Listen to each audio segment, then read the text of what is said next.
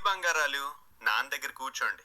ఈరోజు నాన్న మీకు ఒక చిన్న కానీ చాలా గొప్ప కథ చెప్తాను.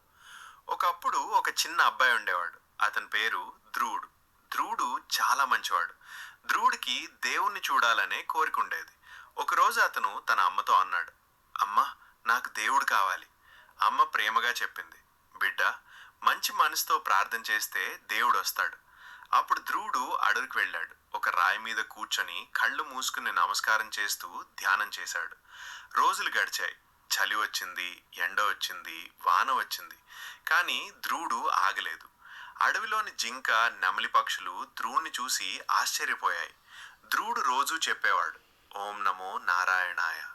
ఒకరోజు ఆకాశం వెలిగిపోయింది. శ్రీ మహావిష్ణువు వచ్చాడు. విష్ణువు చిరునవ్వుతో అన్నాడు, ధ్రువ, నువ్వు చాలా మంచి బిడ్డవు. ధ్రువుడు నమస్కారం చేశాడు. అతని కళ్ళలో ఆనందం. విష్ణువు చెప్పాడు, నువ్వు ఆకాశంలో ఒక నక్షత్రంగా వెలుగుతావు. అందరూ నిన్ను చూసి దారి తెలుసుకుంటారు. అప్పటి నుంచి ధ్రువుడు ధ్రువ నక్షత్రం అయ్యాడు. ఇప్పటికీ రాత్రి ఆకాశంలో ధ్రువ నక్షత్రం మనకు వెలిగిస్తుంది.